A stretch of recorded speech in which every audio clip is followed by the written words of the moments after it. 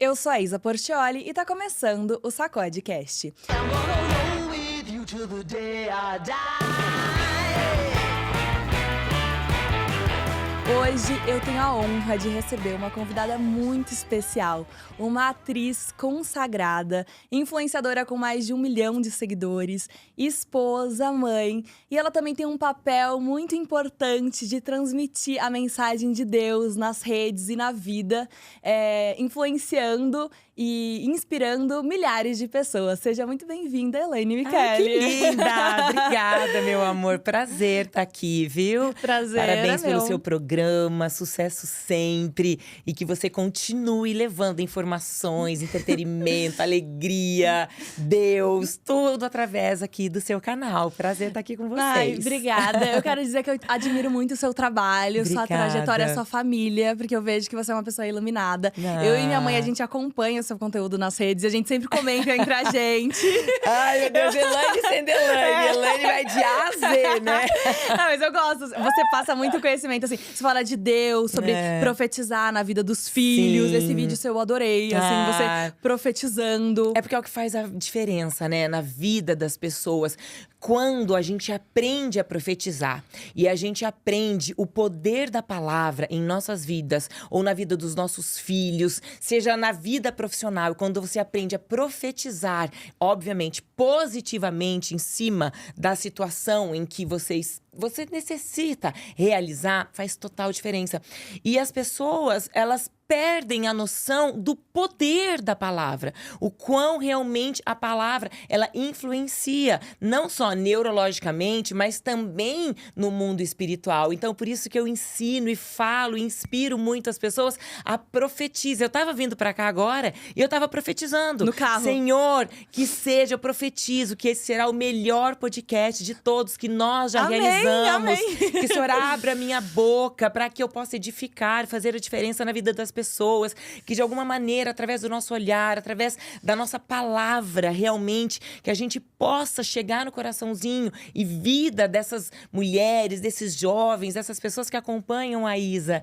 Então, eu acho que o profetizar realmente, ele faz total diferença na vida das pessoas. Então, eu acho que é um aprendizado. A gente aprende muito com as pessoas, né? E quando a gente aprende, a gente tem que passar isso para todo mundo. Isso é muito especial. E esses dias eu tava pesquisando, assim, o significado da palavra profeta. E é ser um instrumento de Cristo, assim. Você ser um instrumento. Você se Exato. enxerga como um instrumento? Puxa vida, você sabe que eu me descobri esse instrumento, sabe? De quando a gente se converteu. Então, de uns 4 anos pra cá, eu não tinha noção ainda, talvez, desse poder da palavra que nós todos temos. Mas é a partir do momento, inclusive, que você é batizado pelo Espírito Santo e que você recebe mais ainda esse poder de poder profetizar na vida das pessoas, a gente realmente descobre algo tão profundo dentro da gente. E Deus nos usa, né, através de algo poderoso que Ele traz para cada vida. Todas as pessoas têm um propósito diferente. E Deus, desde lá do ventre da sua mãe, por exemplo, Isa, Deus já tinha um propósito para sua vida. Ele já tinha algo diferente para você tocar na vida dessas pessoas.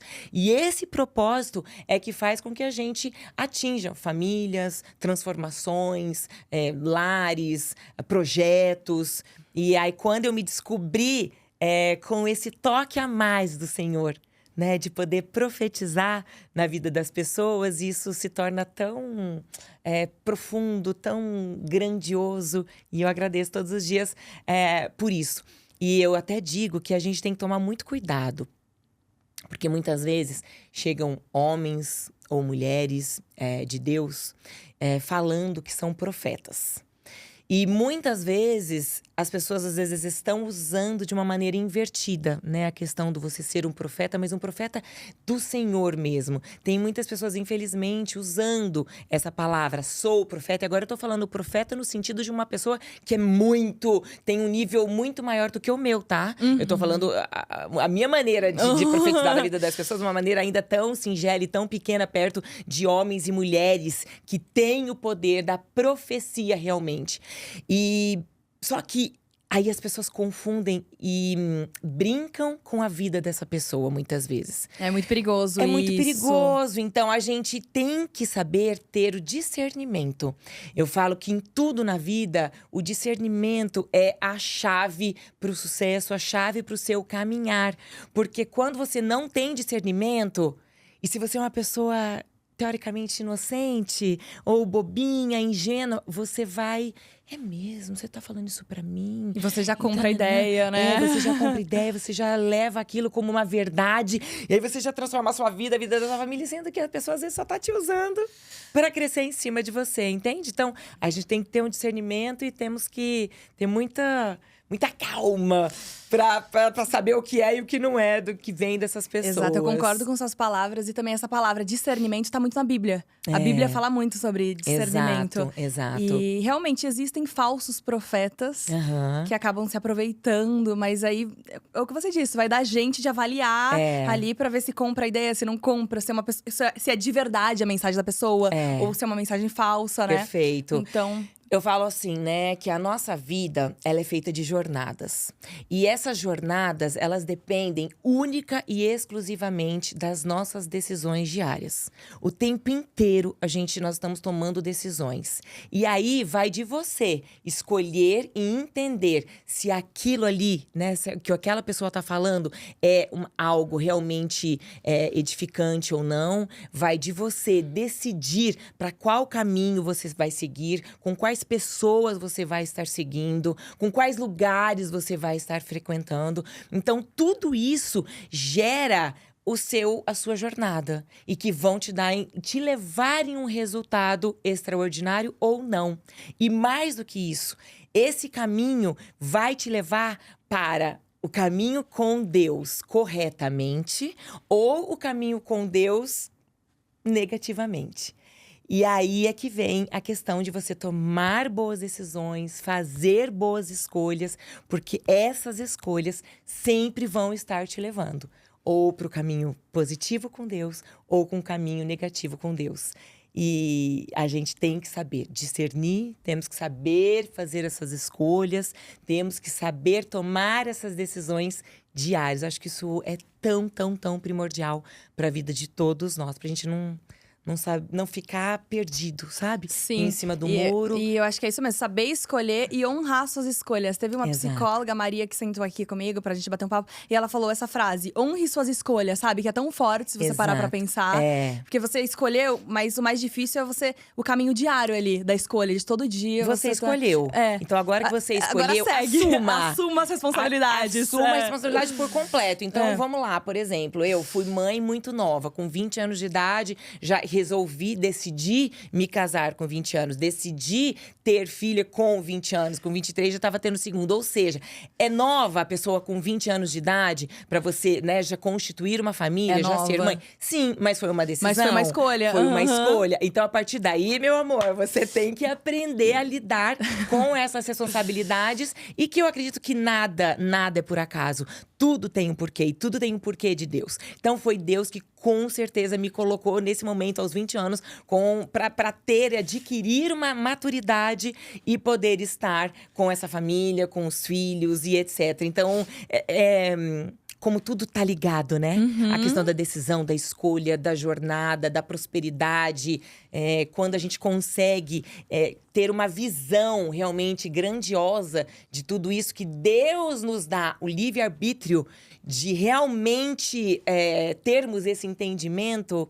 Uau, é algo que expande e gera um crescimento espiritual, emocional, físico, profissional, em todos os sentidos, né, na nossa vida. Então foi planejado, seus filhos? Teve um planejamento? Foi um sonho seu também? Olha, na verdade, não foi planejado. Aos 20 anos de idade, foi quando o César me conheceu, né, na TV. Foi quando nós nos casamos. Depois talvez você vai entrar nesse assunto, enfim, que eu já vou adiantando. Não, mas pode trazer, fica à vontade. E na verdade, aos 20 anos foi quando aconteceu de eu ter a minha filha. Mas eu já vinha de uma maturidade. Eu comecei a trabalhar aos 12 anos de idade. Como modelo? Como modelo. Então, aos 12, 13, 14, 15 anos, eu vivi na cidade de São Paulo. Eu venho de Presidente Venceslau, que é uma cidade menorzinha do interior.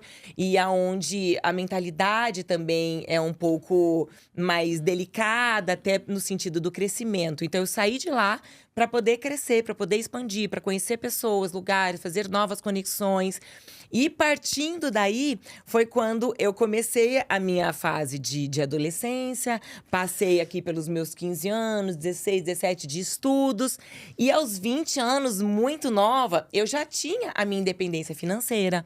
Eu já tinha muita maturidade. Mas por quê? Porque eu comecei a trabalhar muito cedo.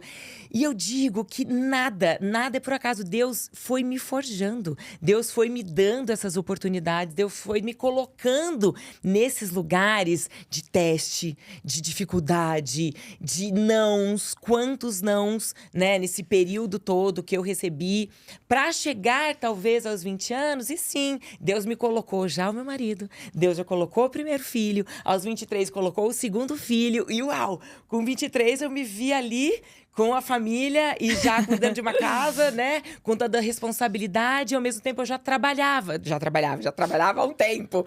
Eu digo, eu trabalhava e fazia tudo ao mesmo tempo. Então ali eu vi uma mulher na sua jornada, no seu caminho de crescimento, de desenvolvimento, de lapidação, cada vez mais.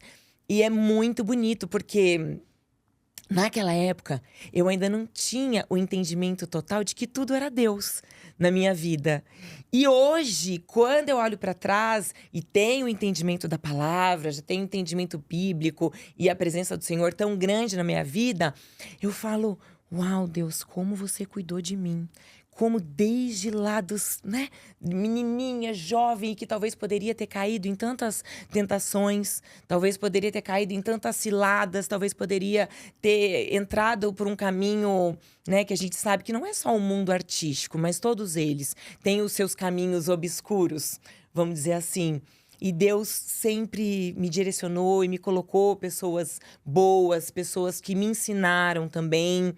E é Deus, porque eu lembro que eu me via em momentos, e em ciladas realmente, em que eu via que talvez a conversa ou aquele final de noite estava se encaminhando para um outro caminho, para um caminho que não é de Deus, para um caminho que é muito do mundo. Trevas. Trevas, exatamente. E aí, nesse momento, eu tinha algo dentro de mim que eu falava, gente, amanhã eu tenho trabalho, tenho que ir embora. Gente, esqueci que amanhã eu tenho uma gravação cedo. E Deus foi sempre me colocando essas tiradas, sabe? Para que eu saísse daquele ambiente e fosse pro lugar onde Ele estava me resguardando. E é muito lindo, porque naquela época eu não tinha essa consciência. Hoje, né, aos 45 anos e já vivendo tudo que eu vivi, eu trago essa consciência muito lúcida de que com clareza de que era Deus cuidando da minha vida. Mas acredito que antes de você ser batizada, você já era uma pessoa com princípios, com valores da sua criação. Você já era uma boa pessoa. Sem dúvida. Não, então, sem por isso, dúvida. você já tinha essas escolhas de vida positivas, exato. saudáveis. A minha base, obviamente, sempre foi a estrutura familiar. Então, os meus pais sempre me deram muita educação, princípios, valores e direcionamento. E mais do que isso, sempre estavam comigo. E quando não eram eles, era minha irmã. Então, sempre eu tive esse cuidado da família. E eu não tenho a menor dúvida de que era eles que estavam me mostrando, me direcionando, e por trás era Deus cuidando, entende? Mas se você não tem essa base familiar e forte, firme, muitas pessoas também se perdem. Eu acho que tudo é um combo, né? Com certeza. É um conjunto de coisas. Você tem que ter o seu apoio familiar, o carinho, o direcionamento, o cuidado de um olhar de pai e mãe. Faz toda a diferença. Sim, total. Então, obviamente, eu com 12, 13 anos, sim, eu já era um mulherão, né? Eu já estava procurando a minha independência, mas tinha minha mãe e meu pai, a minha irmã sempre entendendo que ali, aqui era possível, não era possível. E Deus por trás da minha mãe e do meu pai. Sim, com né? certeza. E seus pais eram religiosos? São religiosos? São, mas olha que coisa. Eu venho de uma educação espiritual diferente da que eu tenho hoje. Espíritas? Né? Então, toda a minha família sempre foi espírita kardecista. E eu tive um aprendizado grande ali, né? Do espiritismo e tudo mais. E eu fui criada dentro do espiritismo. E só que quando eu cheguei agora na minha idade, com os meus 40 e poucos anos, eu e a minha família, né? A gente teve um encontro com Deus e nós tivemos encontro com pessoas de Deus que nos levaram a um conhecimento maior do que aquele que eu tinha. E assim, foi muito bom enquanto eu tive aqueles princípios, aquele conhecimento, mas a partir do momento em que veio a palavra do Senhor, através dessas pessoas, também com entendimento de Deus, com princípios bíblicos, através da palavra mesmo do Senhor, eu passei a entender que é maior, é grandioso, que aquele Deus que eu ouvia falar, que aquele Jesus que eu ouvia falar, sim, sempre ouvi falar pelos meus pais, que hoje ele era muito mais profundo, que esse Deus é o único caminho, a verdade, a razão, que é o nosso Deus poderoso e que muitas vezes a gente acaba pedindo ajudas para outros mestres, para outros nomes ou para outros segmentos e que não é Deus, e que não é o Jesus, sabe? Não é o nosso Pai Todo-Poderoso.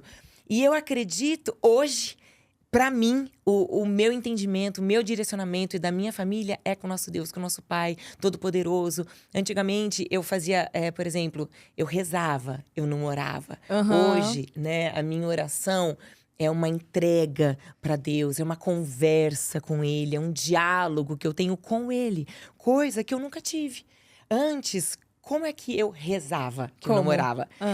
Aqueles livrinhos, sabe? Oração pronta. Minutos de sabedoria, aquele que você abre assim, essa é a mensagem. Aí eu lia, pronto, isso aqui já é a minha reza do dia. Ou então eram orações sempre aquelas prontinhas, aqueles textinhos prontos, que tem, né? Muitos livrinhos. E assim, respeitando sempre, gente, tá? Por favor, todas as educações religiosas, todos os ensinamentos. E eu acho que cada um tem o seu. Mas hoje, o que eu sigo, o que nos fortalece, o que nos abastece, o que nos direciona, não só a mim, mas a minha família toda, é o nosso Deus, o nosso Pai Todo-Poderoso. Para mim, Ele é o caminho, sim, é a verdade. E através desse momento, né, da nossa conversão, foi que eu vi uma transformação ainda mais poderosa na minha família. Com os meus filhos, com o meu marido. A gente já vivia muito bem, a gente já vivia muito feliz. Mas a partir do momento em que Deus entrou na nossa vida de maneira mais profunda e mais poderosa, as coisas passaram a ser ainda mais fortes. O amor que a gente tinha um pelo outro passou a ser ainda mais transbordante. A alegria que nós tínhamos passaram a ser assim, a alegria passou a ser de uma maneira ainda mais poderosa. E eu digo que quando você caminha com o Senhor, porque muitas pessoas acham que eu vou caminhar com o Senhor e a minha vida vai ser plena. A minha vida vai ser totalmente sem nenhum problema, sem nenhuma tribulação, sem passar pelo deserto. E a gente sabe que quando a gente está com Deus, a gente passa pelo deserto, mas de uma maneira mais leve. Que a gente passa pelas atribulações de uma maneira mais forte. Então, logo, olha que coisa, logo quando nós nos convertemos, veio um desafio bem profundo na nossa família, com a vida da minha irmã, a Ruivinha, que estava aqui até com a gente.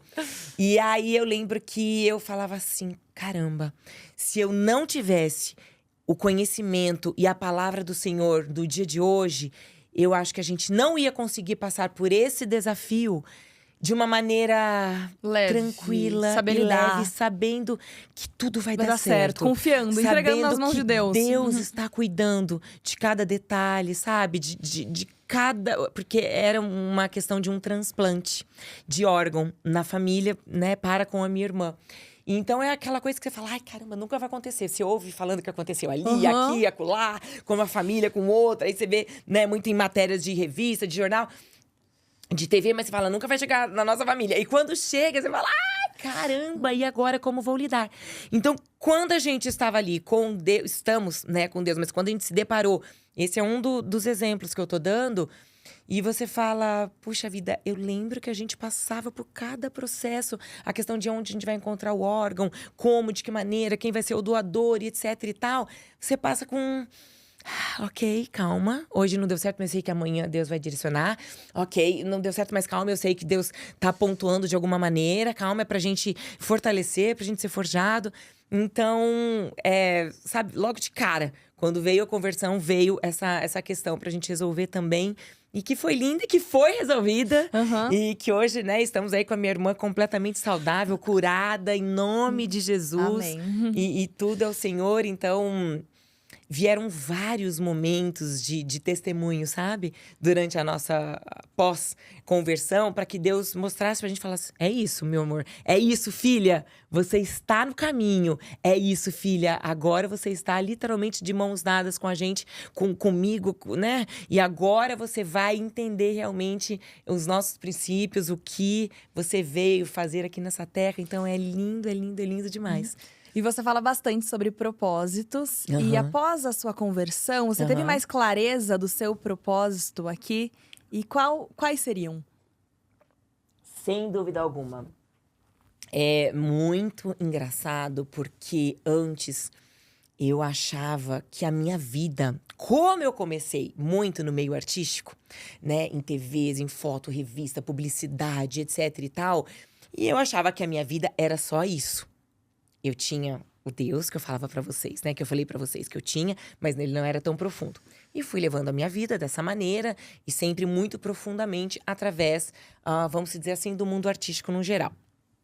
Hoje, eu não me vejo neste mundo artístico, olha que coisa, porque eu sei que Deus me preparou para que hoje eu cumprisse realmente o meu propósito, que é o de você estar inspirando famílias, relacionamentos, casamentos, relacionamento de pais com os filhos, de filhos com os pais ou vice-versa. E de alguma maneira estar, sim, agora mostrando para as pessoas e agindo no meu propósito, que é o de estar tocando em famílias. E isso eu descobri tem pouco tempo. E eu entendi que, ok, Deus, ele me deu toda aquela experiência, aquelas conexões, aquelas pessoas. E me fez, né, ser uma pessoa madura, com crescimento, até com uma comunicação que talvez se eu não tivesse trabalhado tantos anos na TV e na comunicação, eu não teria… Com certeza. A possibilidade de hoje… dar voz. Falar, ter o poder da palavra e da comunicação para tocar a vida dessas pessoas. Então, hoje eu me vejo nesse propósito e que as pessoas têm muita dificuldade de encontrar, né? E eu até talvez reconheço que não é fácil, mas é quando você passa a ter a intimidade com o Senhor que você passa realmente a descobrir qual é o seu propósito. E eu sou, assim, muito, muito feliz com o que eu vivo hoje. E então a gente… E também tem uma outra questãozinha que a gente tá abordando agora, que eu e o Cé também de primeira mão aqui pra vocês. Quero saber. Na verdade, eu já contei lá no programa da Virgínia. Não, mas ó, Virgínia e seu podcast. Estão aqui, ó. Foi. Me senti grande agora. Foi no programa dela agora que a gente acabou de contar, que a gente vai lançar um livro também, eu e o César.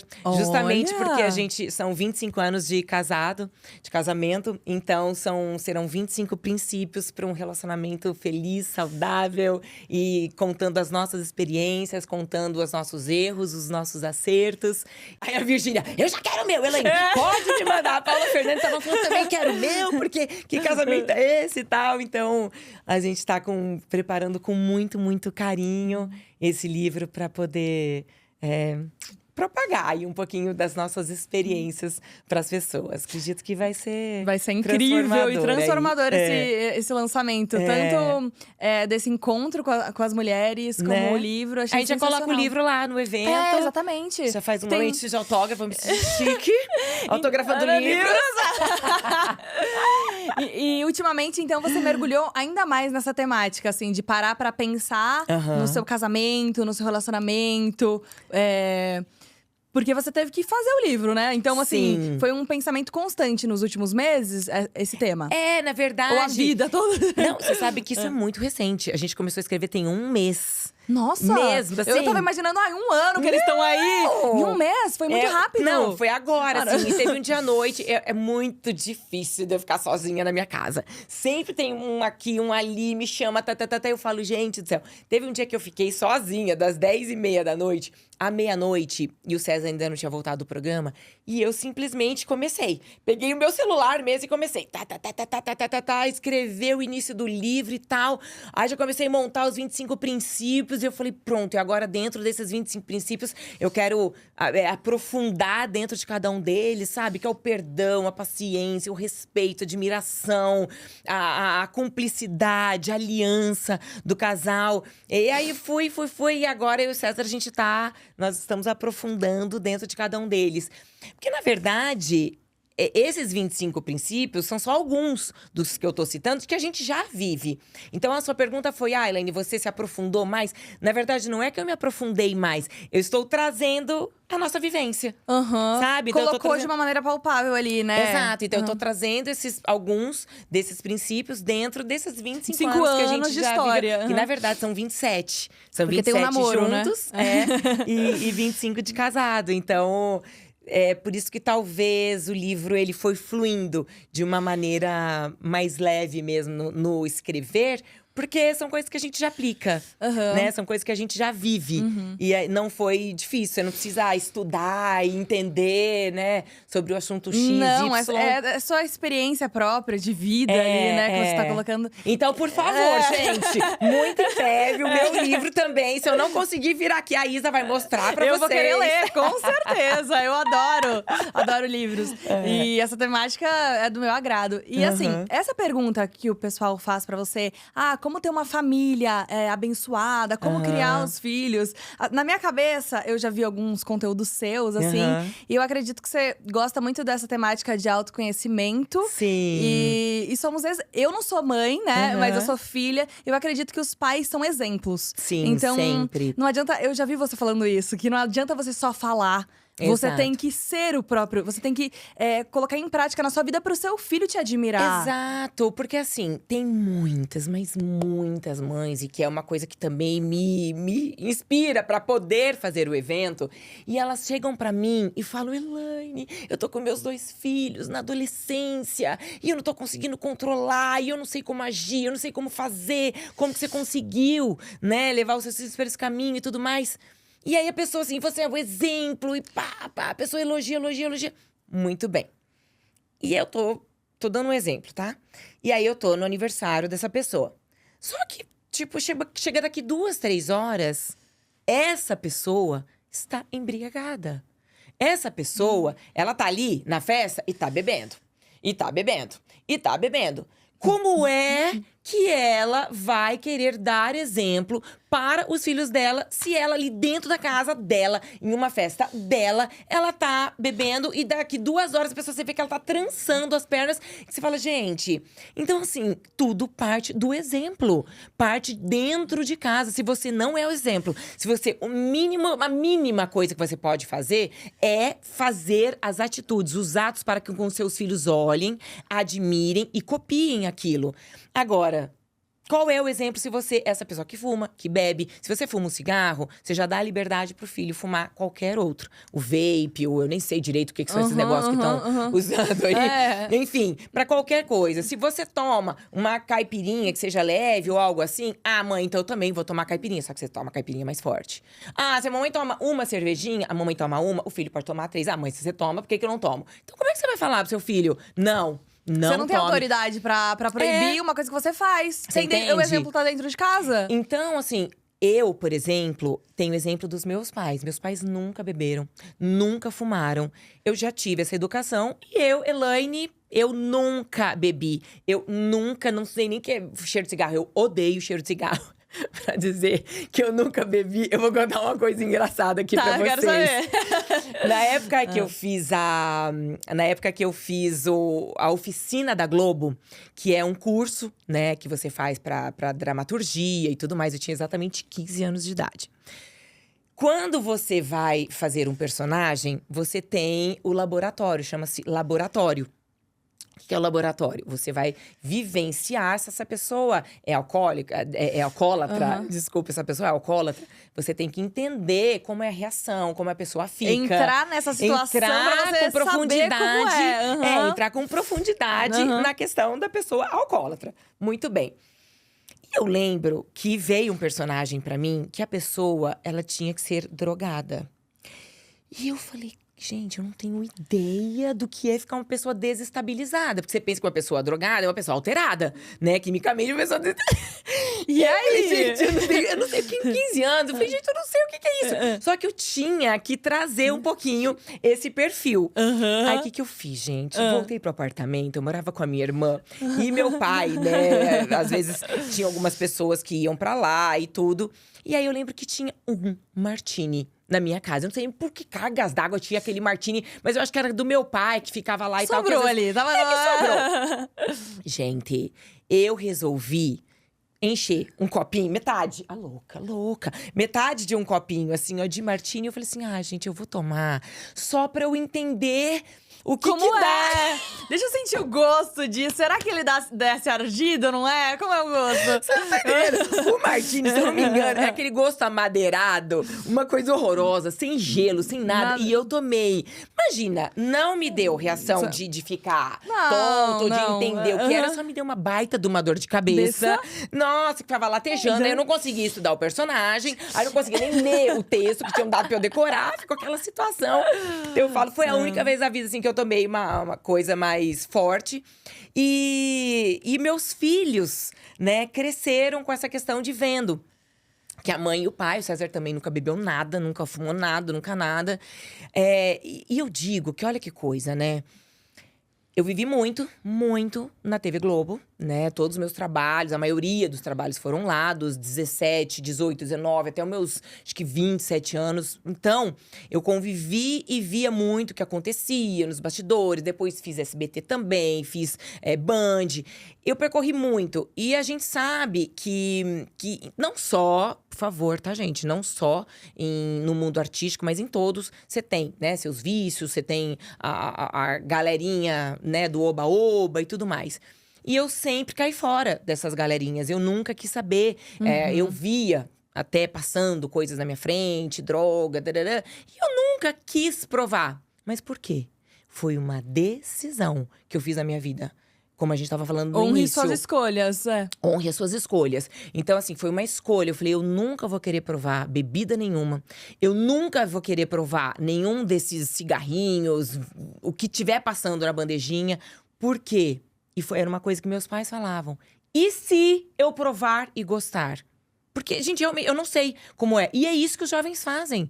Os jovens vão, provam, se sentem bem, se sentem poderosos, se sentem sei lá o quê. Só que é momentâneo. Então, o que adianta… Exato, é um prazer momentâneo do cigarro, da bebida ou de, né, seja do que for. Então, eu nunca me dei ao luxo de querer provar. Ao luxo, nem luxo, tá?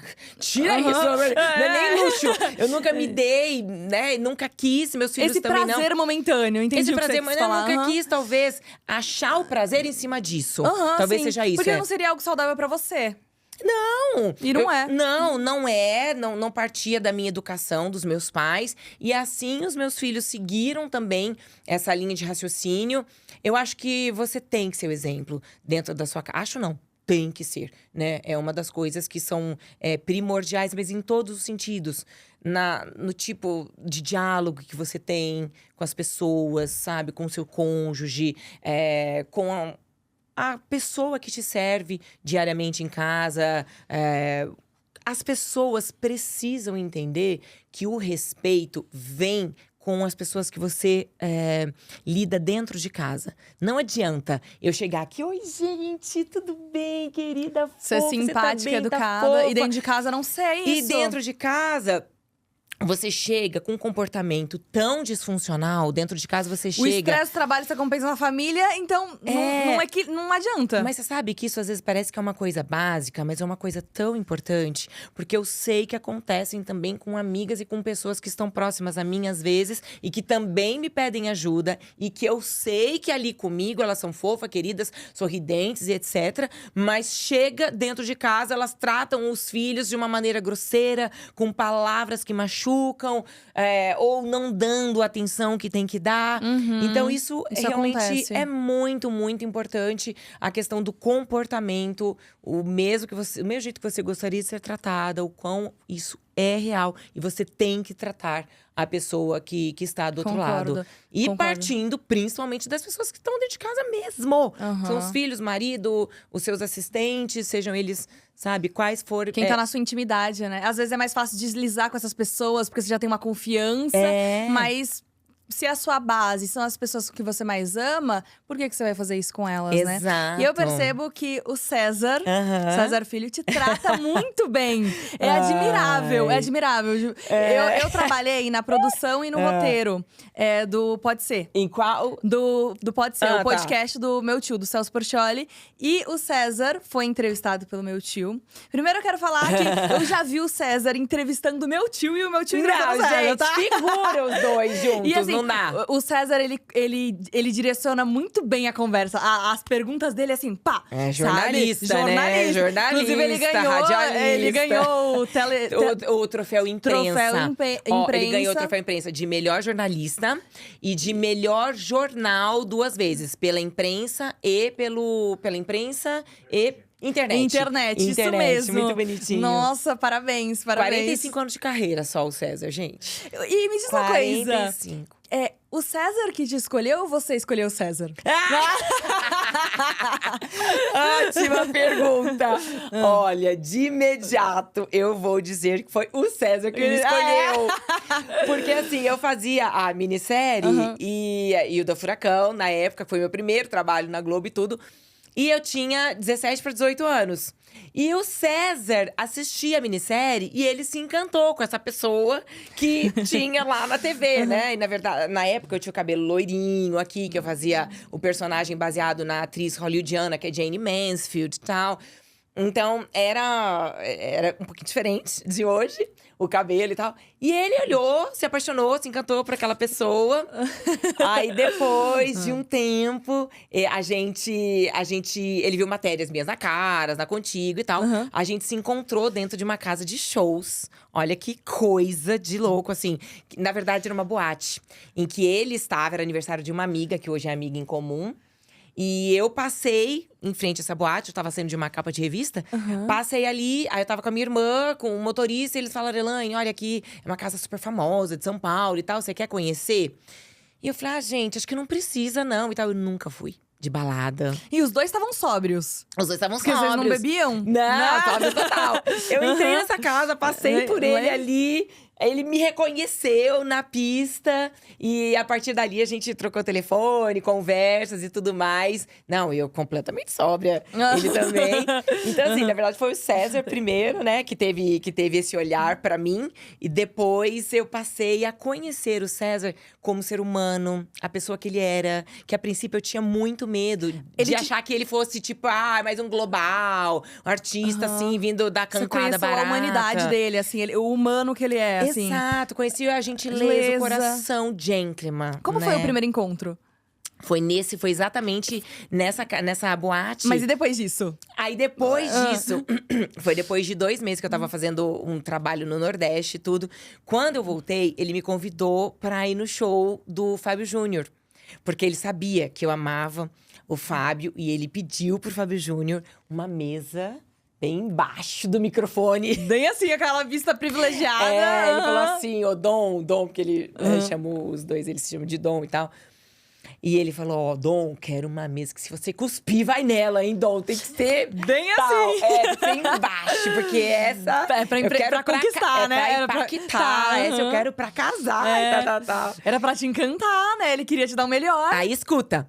Aí, estava no meio do show e tal. E eu, obviamente, estava acompanhada. Fui com a minha irmã, o namorado da minha irmã. Porque eu já não saía sozinha, Aham, não ia sozinha. aham. Muito bem. Aí, chegou o momento da música que o Fábio tava cantando aquela música. Demorei muito pra te encontrar, agora eu quero só você. Aí o César veio no meu ouvido com aquele vozeirão dele.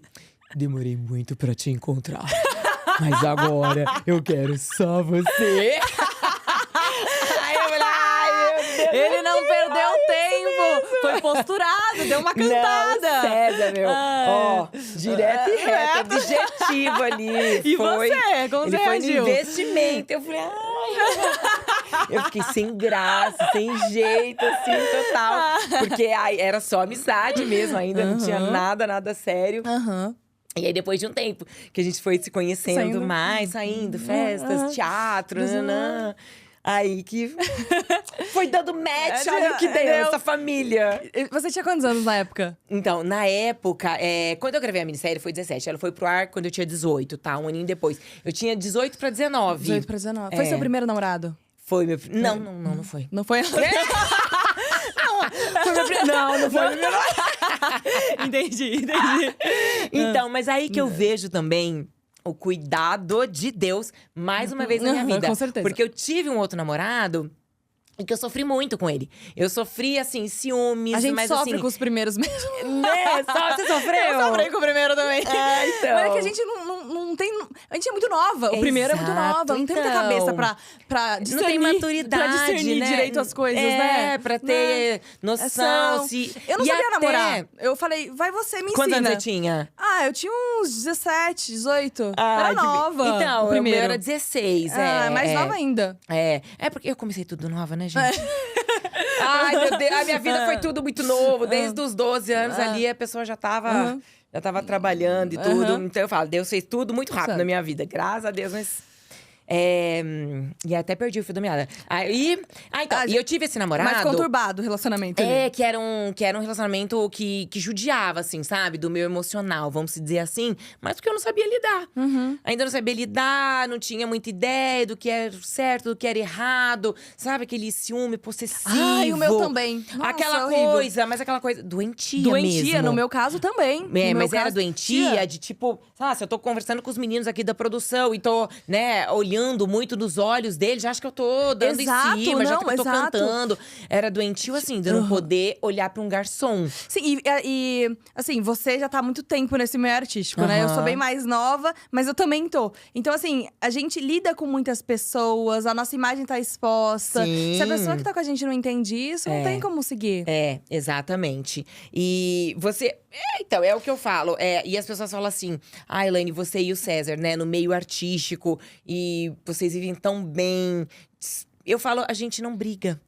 E isso é tão lindo. É na base da conversa? Porque a Quando gente algo incomoda? É um diálogo e um perdão rápido. Quando você Justo. tem muito diálogo e um perdão rápido, as coisas fluem. A gente não dorme brigado.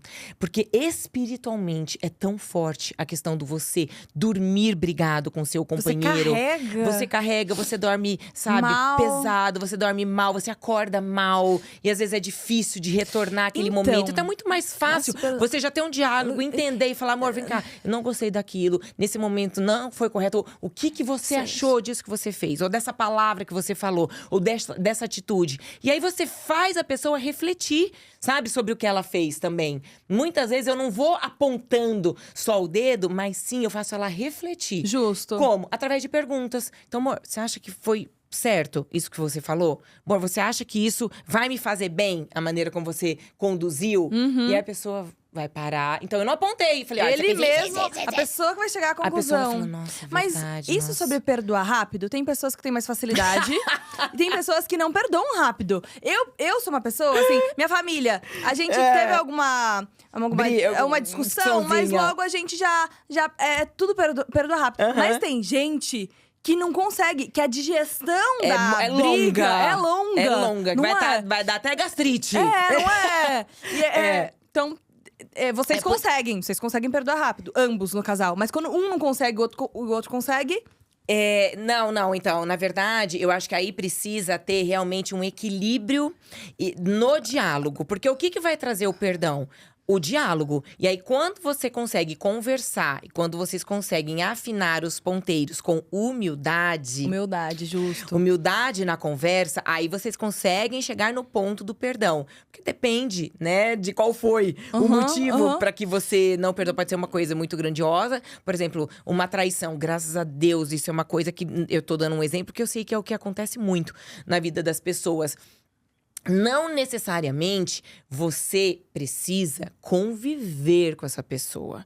Então, assim, vamos lá. A gente tem o perdão em vários nichos. E o perdão no sentido, por exemplo, quando estamos falando de uma traição, você tem que entender se essa pessoa vai continuar com essas atitudes ou não, né? Da traição. O perdão você vai dar no seu coração interno e falar: olha, Isa, eu estou te perdoando por essa atitude que você fez, por essa traição, por assim. No meu coração, no meu íntimo, eu te liberto. Sim, é você com você. É você com você. Eu entendo, Pra te trazer uma leveza emocional, espiritual, uma liberdade. Você tirar aquele saco de batata que pesa, porque você ficar carregando, né, o não perdão é um saco muito pesado nas suas costas. Então, a partir do momento que você faz isso, você se liberta você fica mais lugar. leve, sim. E isso é importante pra você. Agora, a questão de você vai continuar convivendo com essa pessoa, aí é um outro lugar onde é um outro caminho que você precisa entender, seja com seu parceiro, seja, gente, às vezes com pai, mãe, tem situações muito pesadas, quando eu digo pai e mãe, é na questão de que tá muito fresco na minha cabeça, que eu fui em um evento agora, de crianças que são abusadas. Existem muitos por casos, pai e mãe. Então, por isso que eu infelizmente. citei o pai e mãe, né? Porque é um assunto muito mais profundo, enfim. Então, eu digo… Às vezes o perdão é difícil, às vezes você não consegue conviver. Então é isso que tem que ter um malemolejo e entender essa questão do perdão e da convivência. O perdão você tem que fazer interiormente, na sua mente, no seu coração, com essa abertura e para você ficar leve consigo mesmo e espiritualmente. Mas a questão de você continuar convivendo porque assim, se a presença dessa pessoa não te faz bem, se a presença dessa pessoa não te edifica, não traz nada de positivo na sua vida, você pode talvez encontrar aos pouquinhos e diminuindo, ou encontrar de vez em quando,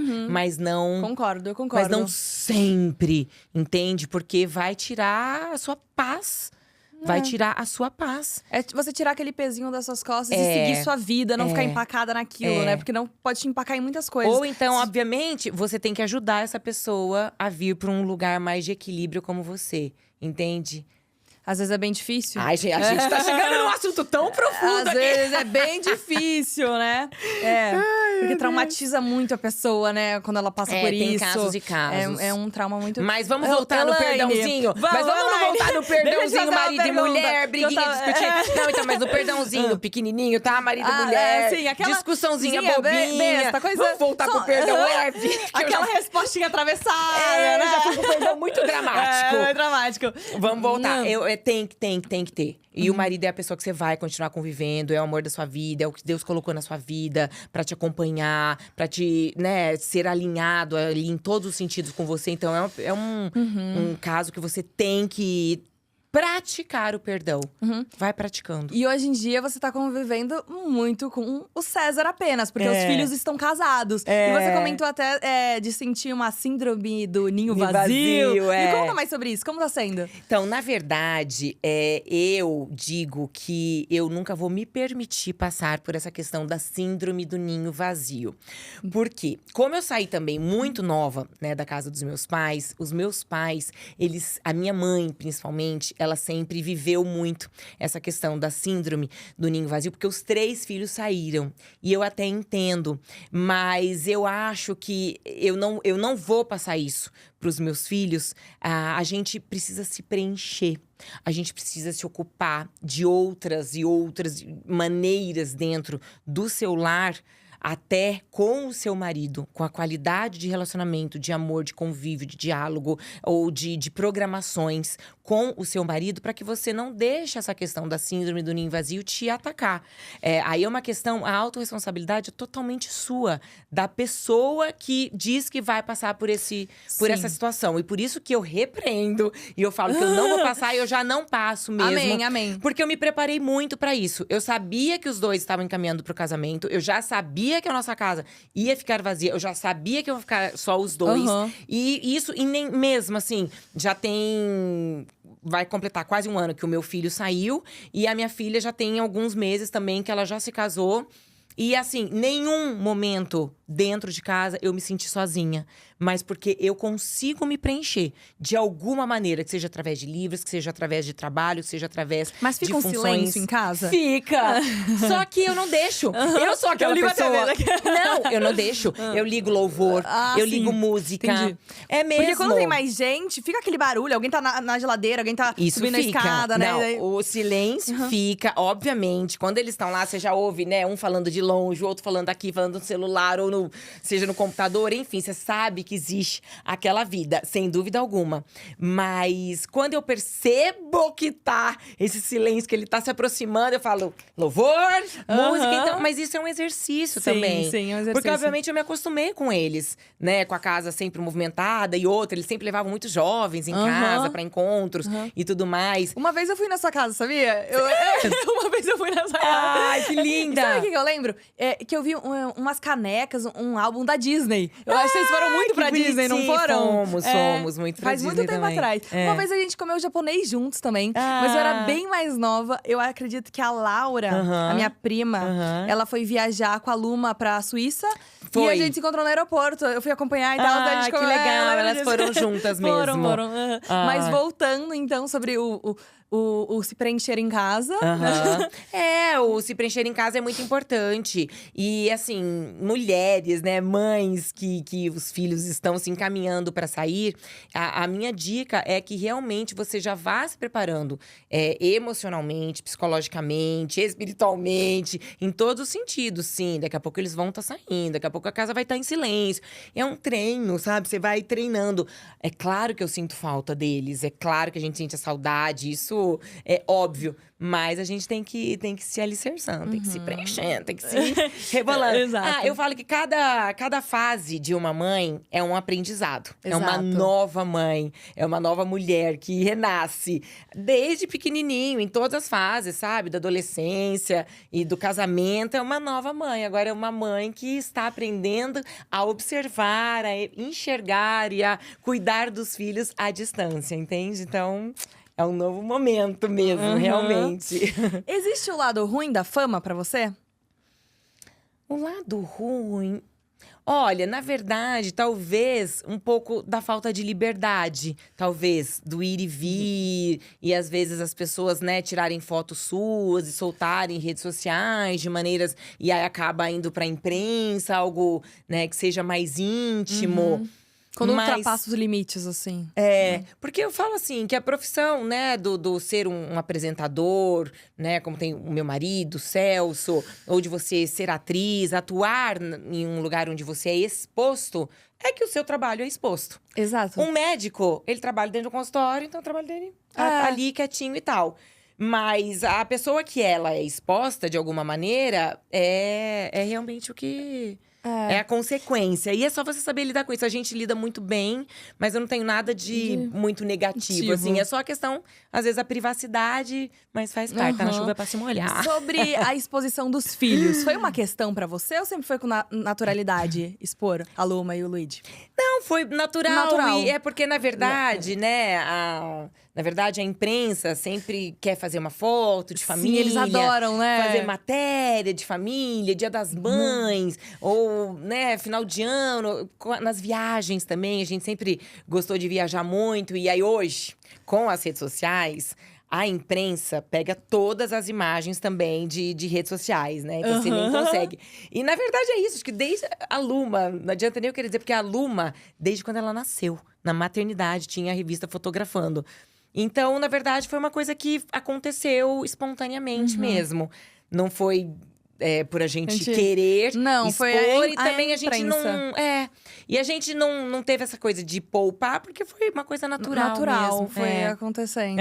Mas graças a Deus a gente nunca sofreu nada, sabe? Aham, foi tranquilo. Sim. E a Luma também seguiu um pouco por esse caminho, né? Eu já vi umas fotos de modelo, assim. A Luma, ela gosta muito também. Ela gosta?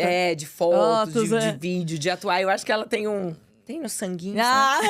Tá no sangue ali, ó. Um pouquinho da veia. E assim, você sente falta de voltar pra TV?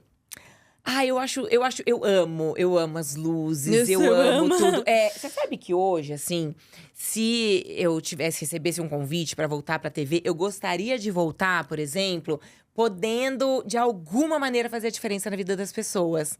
Com Eu não sei se eu propósito voltaria ali. atuando.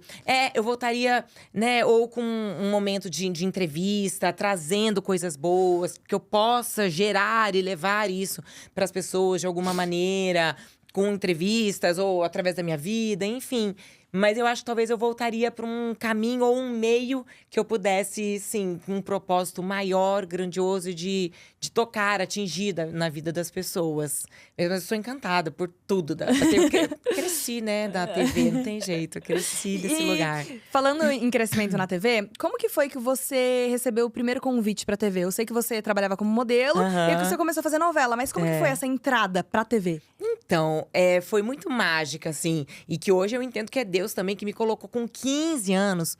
Foi quando eu fiz o meu primeiro teste pra entrar na oficina da Globo, que era antes, hoje acho que não existe mais, mas por muitos anos existiu, que era uma peneira, né, feita de teatro, pra depois dessa peneira você entrar pro elenco e fazer parte das novelas e tudo mais.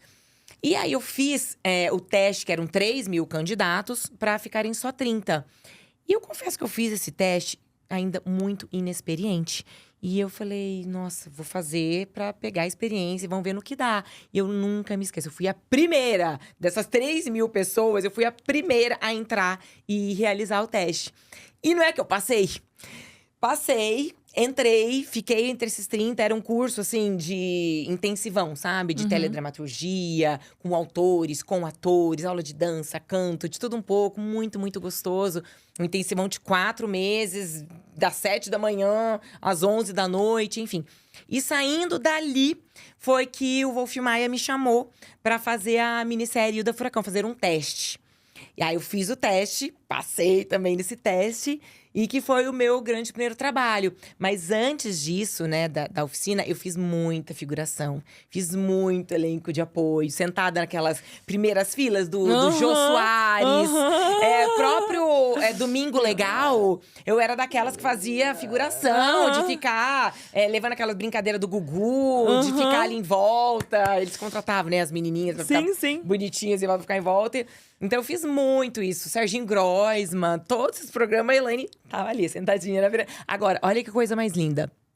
O César até resgatou esses dias uma entrevista, um desses cortes aí de internet, em que o Chico Anísio foi dar uma entrevista para o Jô Soares.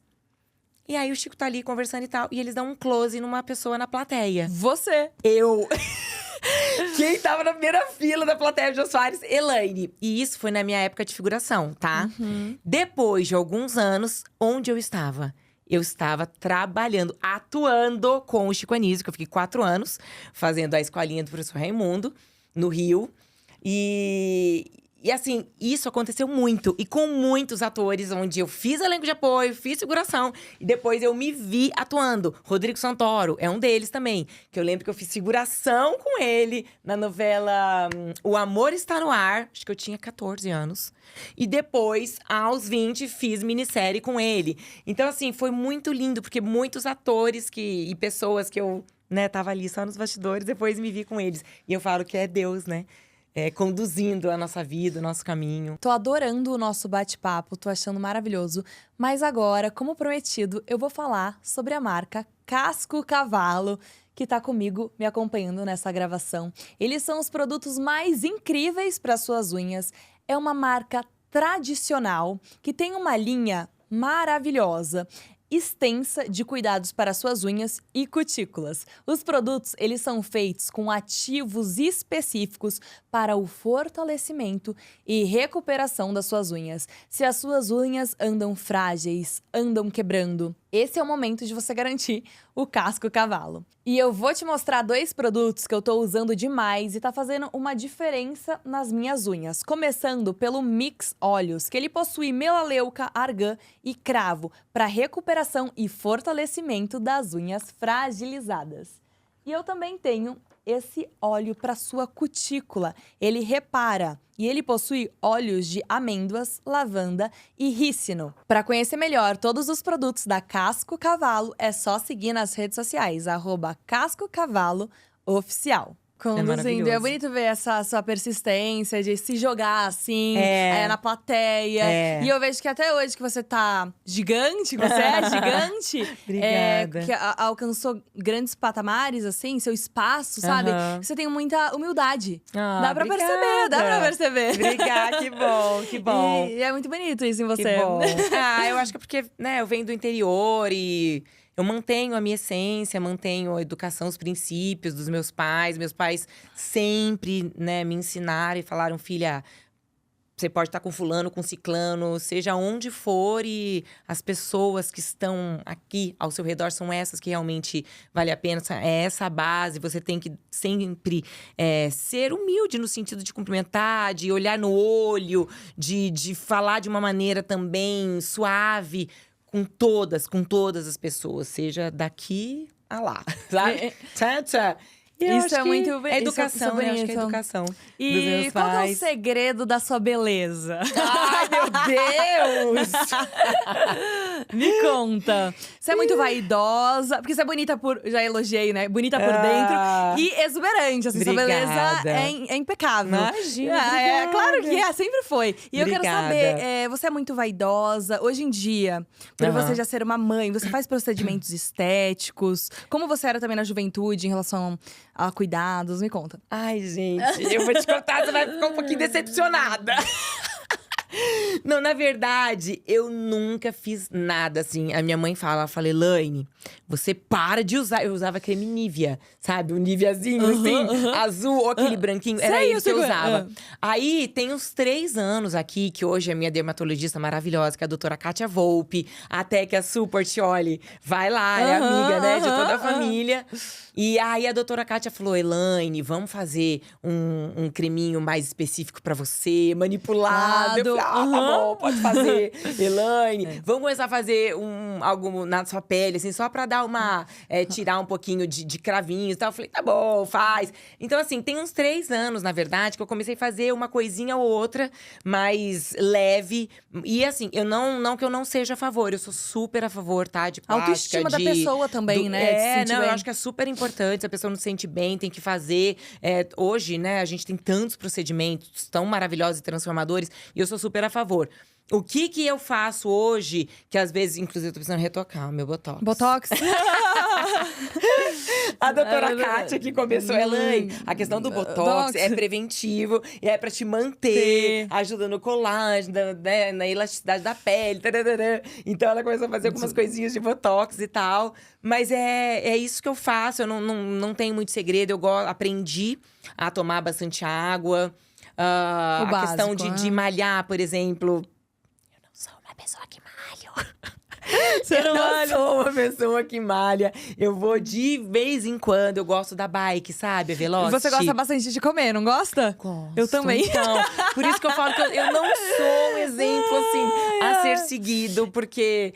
E o pior é que eu sou a pessoa dos doces. Ai. Então, eu sou a pessoa do bolo, a pessoa da bolachinha, a pessoa das guloseimas. E como que você faz com a balança, assim? Como… Eu não sei. Porque é a genética. É por isso que eu tô falando, eu não sou a pessoa pra você falar, vamos seguir, sabe? Os princípios da Elaine, porque…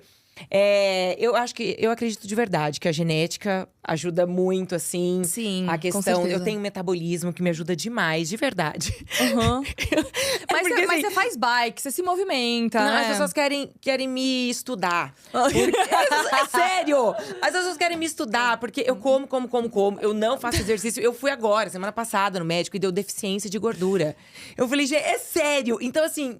eu preciso ser estudadinha, mas tá tudo certo. Você nunca fez plástica?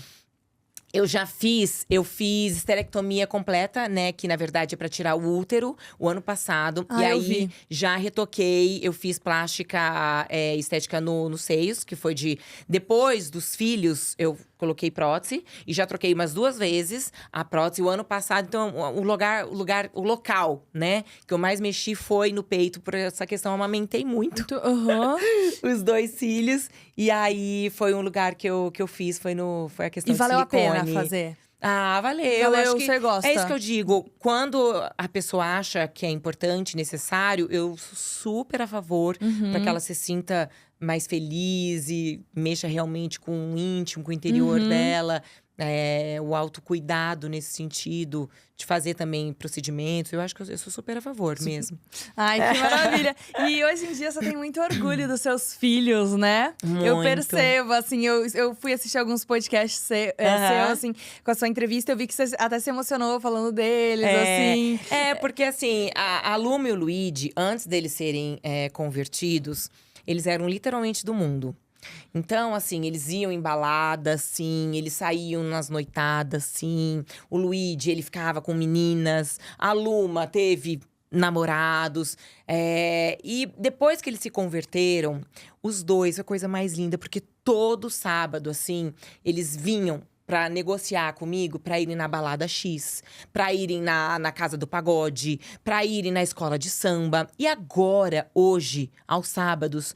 Né, hoje eles já estão casados, mas eu quero dizer, tipo, antes deles se casarem. Que foi há pouco tempo também, Que que foi todo há mundo pouco casou, né? tempo. Recente. Eles vinham negociar comigo e com o César. Mamãe, a gente pode fazer uma noite de louvor hoje aqui em casa? Mudou, Mamãe, né? a gente pode… Meia-noite. Mamãe, a gente pode chamar os meninos pra virem pra cá, que a gente quer tocar piano, tocar um louvor. Eu falei, gente, claro. Então, assim, pra nós, pais, isso não tem preço de… enxergarmos e vermos os filhos, sabe, conduzidos num lugar onde é certo, onde o cuidado do Senhor é transbordante, aonde eles estão realmente seguros espiritualmente, com amigos também que fazem a diferença, que têm propostas diferentes, que têm o mesmo ecossistema, que têm os mesmos princípios, que querem estarem juntos, mas também louvando, estarem juntos com conversas saudáveis, com conversas edificantes.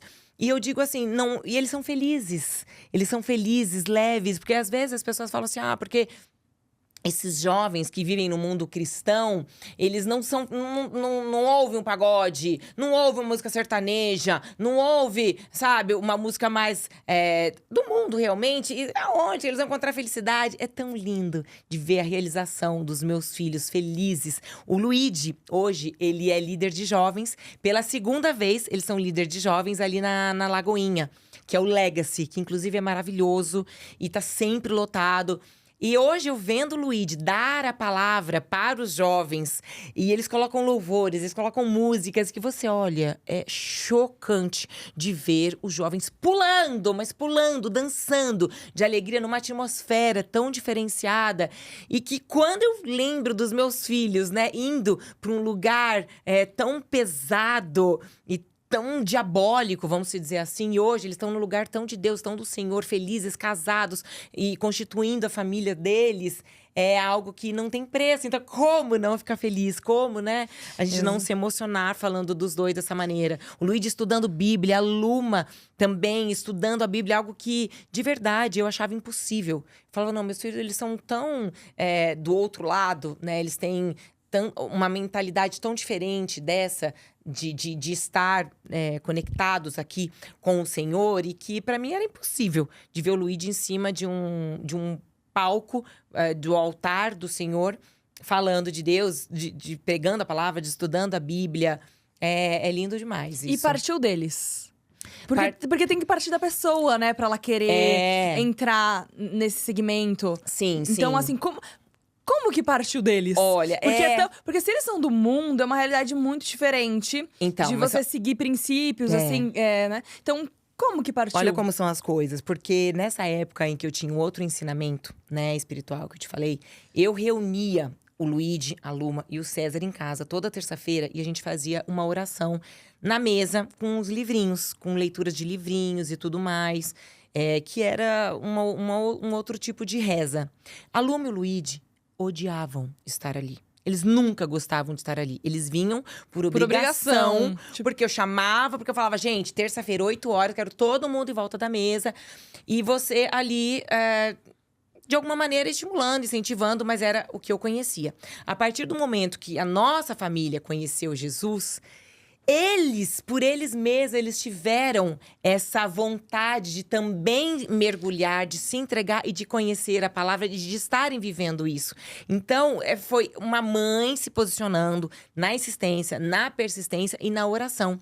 Eu e o César, a gente orou muito por eles para que eles entrassem nesse caminho. E o Luigi, quando ele estava vivendo…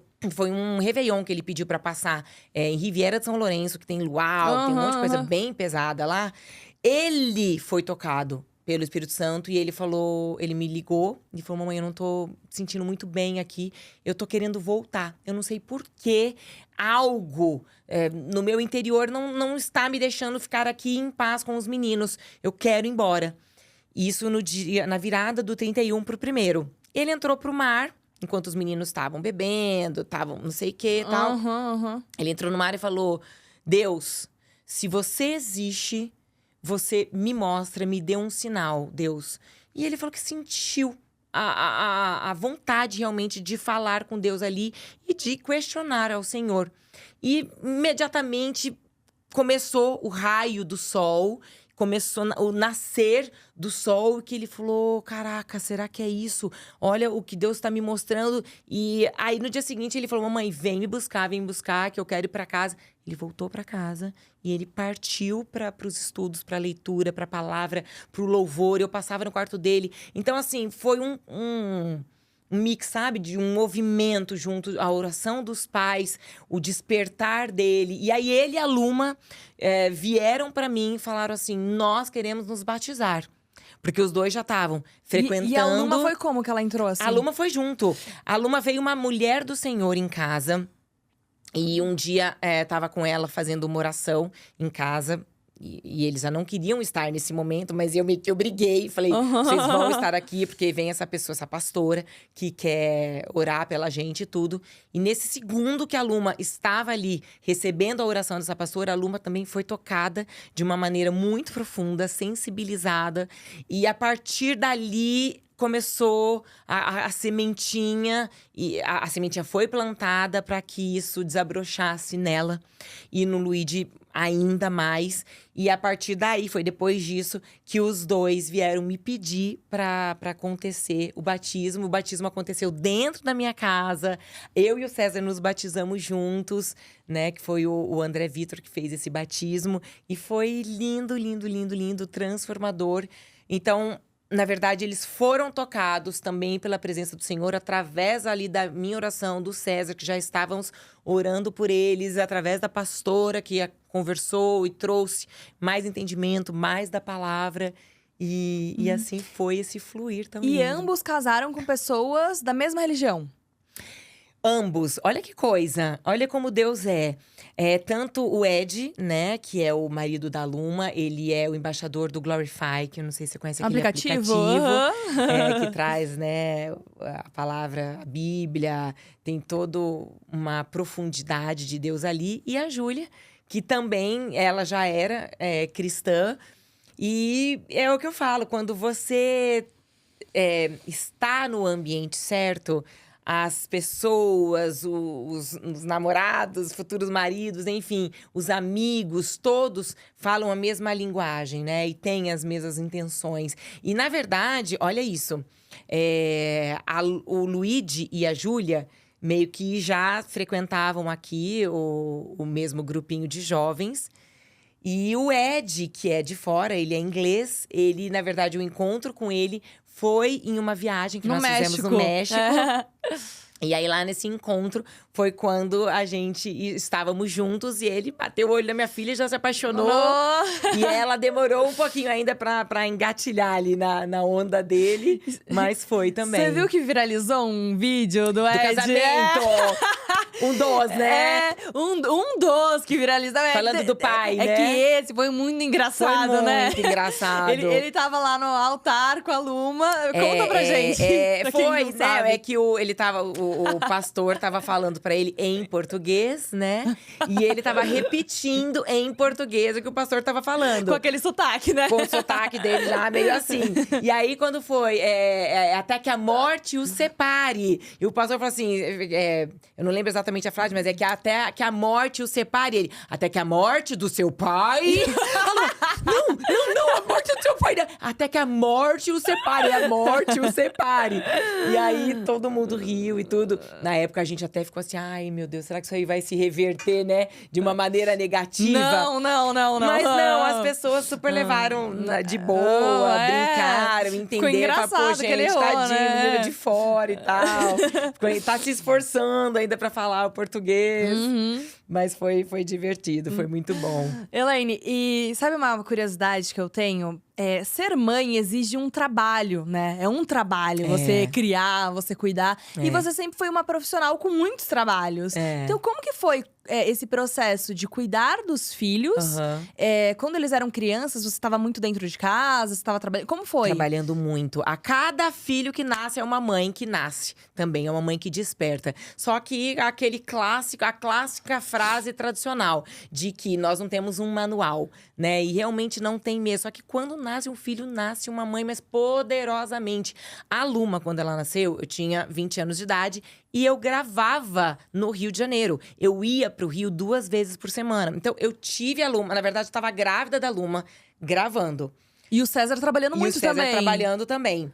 Aí eu parei pra ter a Luma, né? Parei a gravação e voltei depois de 2 meses. E a Luma ia comigo pro Rio. Então, assim, eu tava no estúdio, gravando, a Luma ali no cantinho com a minha mãe. A hora que o meu peito tava enchendo muito e que eu precisava sair pra amamentar, eu saía, pedia licença e todo mundo super respeitava.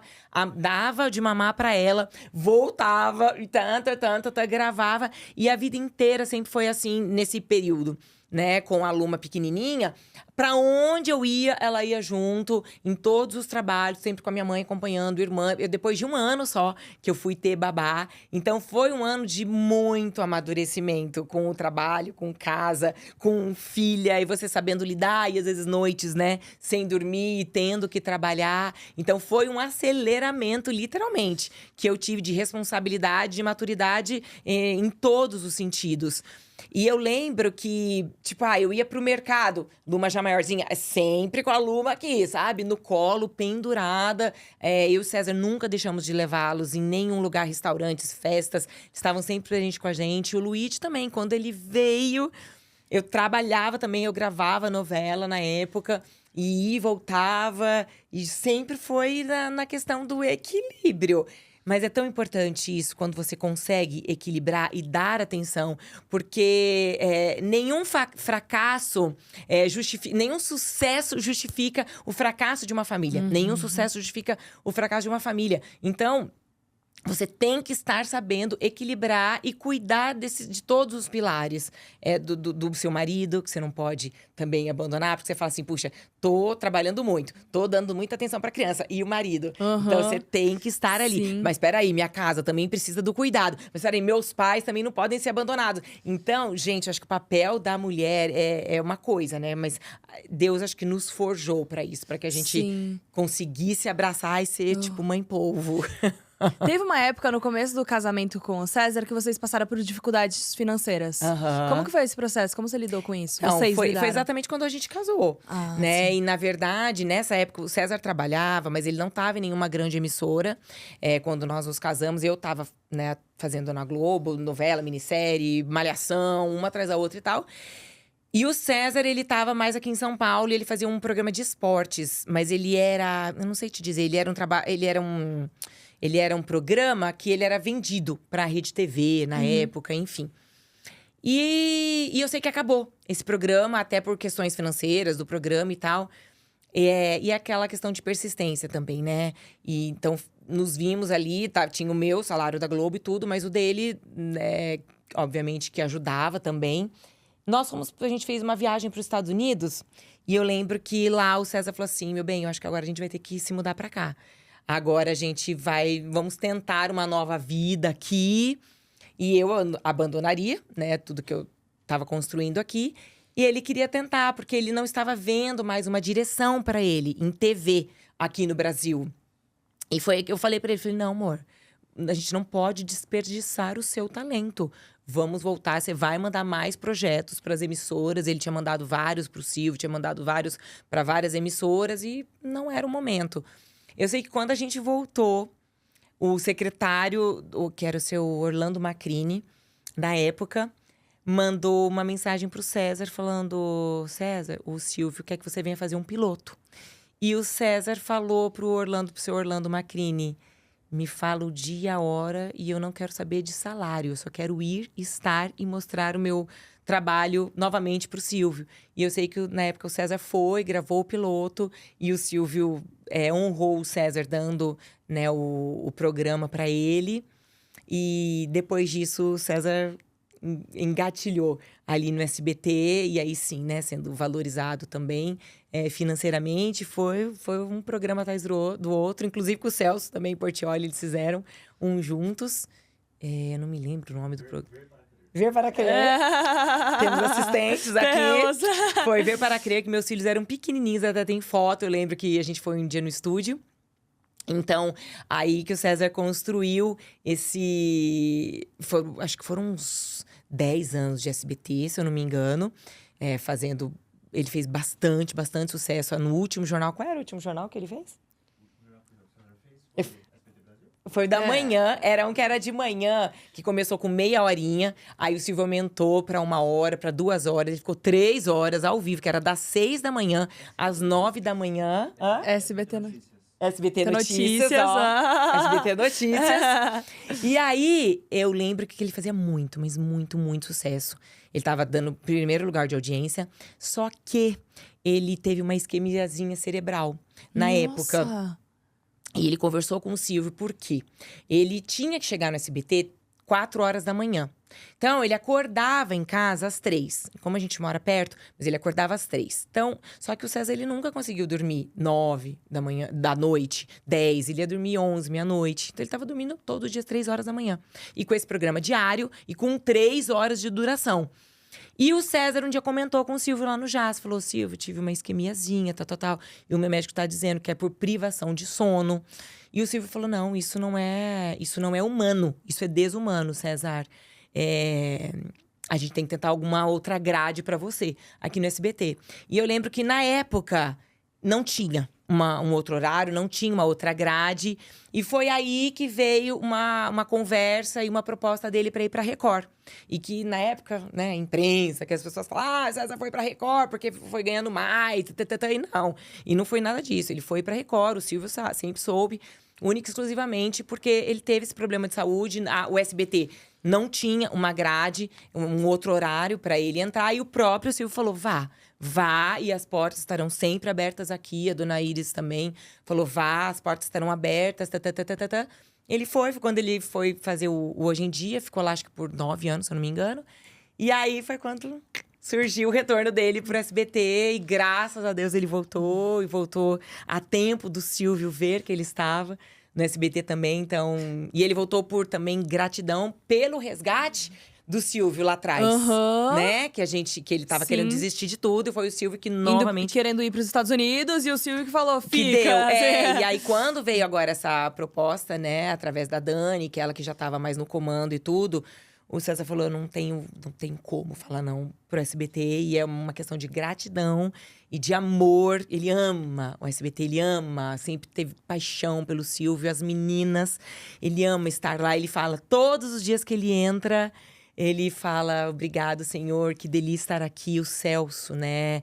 Que aí já são amizades profundas. O Ratinho, o Carlos Alberto Nóbrega. Então, é muito lindo, assim, essa família, né, SBT, que eles construíram.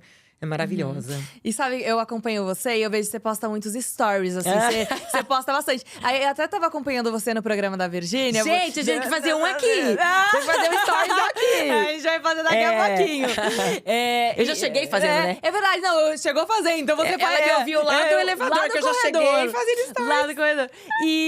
Mas você veio da TV, que é um formato. Aí, chegou a internet. Aham. E, inclusive, o César só vai repostando os seus, né? O da Virgínia, eu até… O César tem preguiça de fazer stories. E como eu faço, aí eu já marco ele. Já reposta só, né? Até em viagens. Quando a gente viaja, eu falo… Aí você vai ver os stories, o César tem 1 ou 2. O da Elaine tá…